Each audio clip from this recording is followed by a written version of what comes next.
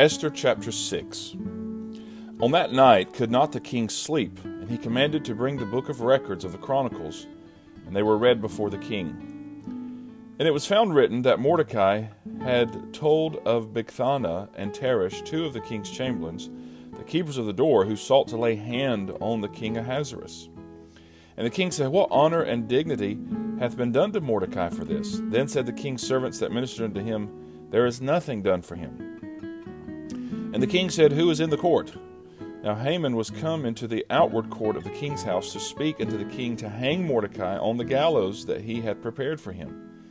And the king's servants said unto him, Behold, Haman standeth in the court. And the king said, Let him come in. So Haman came in, and the king said unto him, What shall be done unto the man whom the king delighteth to honor? Now Haman thought in his heart, To whom would the king delight to do honor more than to myself? And Haman answered the king, For the man whom the king delighteth to honor, let the royal apparel be brought, which the king useth to wear, and the horse that the king rideth upon, and the crown royal which is set upon his head.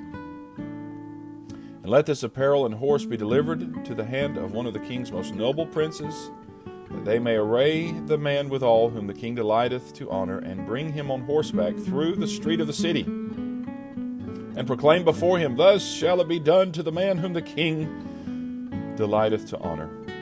Then the king said to Haman, Make haste, and take the apparel and the horse, as thou hast said, and do even so to Mordecai the Jew, that sitteth at the king's gate. Let nothing fail of all that thou hast spoken. Then took Haman the apparel and the horse, and arrayed Mordecai, and brought him on horseback through the street of the city, and proclaimed before him, Thus shall it be done to the man whom the king delighteth to honor. And Mordecai came again to the king's gate, but Haman hasted to his house mourning, and having his head covered. And Haman told Zeresh his wife and all his friends everything that had befallen him. Then said his wise men and Zeresh his wife unto him, If Mordecai be of the seed of the Jews, before whom thou hast begun to fall, thou shalt not prevail against him, but shalt surely fall before him.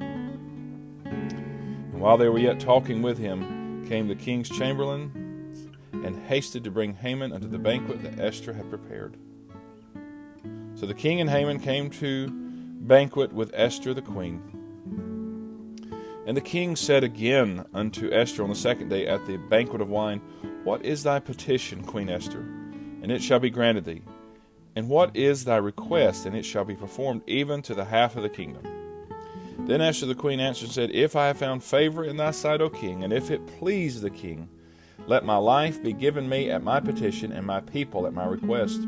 For we are sold, I and my people, to be destroyed, to be slain, and to perish. But if we had been sold for bondmen and bondwomen, I had held my tongue, although the enemy could not countervail the king's damage. Then the king Ahasuerus answered and said unto Esther the queen, Who is he, and where is he, that durst presume in his heart to do so? And Esther said, The adversary and enemy is this wicked Haman. Then Haman was afraid before the king and the queen.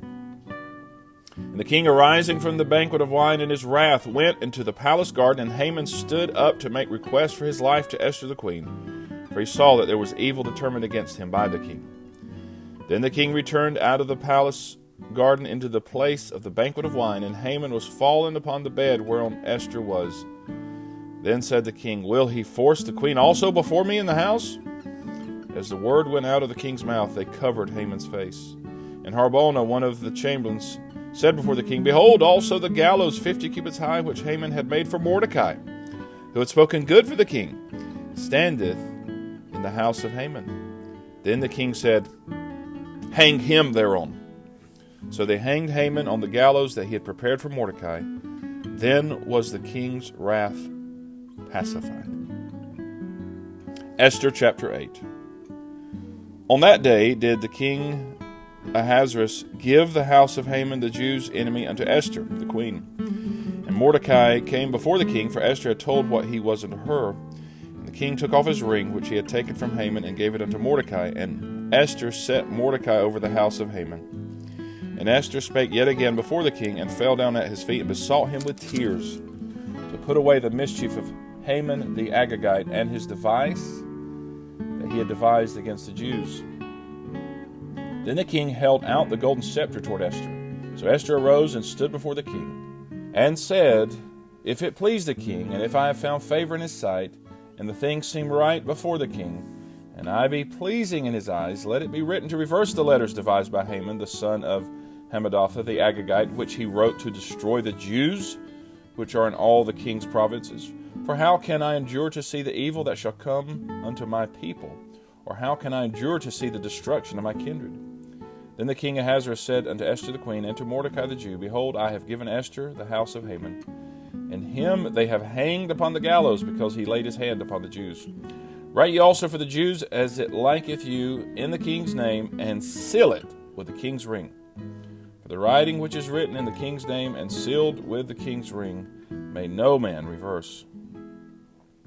Then were the king's scribes called at that time, in the 3rd month, that is the month Sivan, on the 23 day thereof.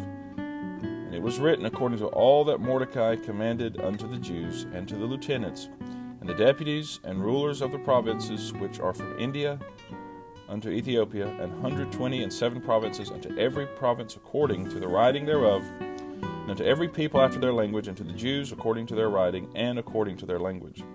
And he wrote in the king Ahasuerus' name, and sealed it with the king's ring, and sent letters by post on horseback, and riders on mules, camels, and young dromedaries. Wherein the king granted the Jews which were in every city to gather themselves together, and to stand for their life, to destroy, to slay, and to cause to perish all the power of the people and province that would assault them, both little ones and women, and to take the spoil of them for a prey. Upon one day in all the provinces of King Ahasuerus, namely upon the 13th day of the 12th month, which is the month Adar, the copy of the writing for a commandment to be given in every province was published unto all people, and that the Jews should be ready against that day to avenge themselves on their enemies. So the posts that rode upon mules and camels went out, being hastened and pressed on by the king's commandment. And the decree was given at Shushan the palace. And Mordecai went out from the presence of the king in royal apparel of blue and white, with a great crown of gold, and with a garment of fine linen and purple. The city of Shushan rejoiced and was glad. The Jews had light and gladness and joy and honor.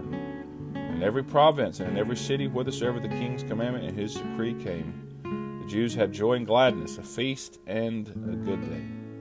And many of the people of the land became Jews, for the fear of the Jews fell upon them.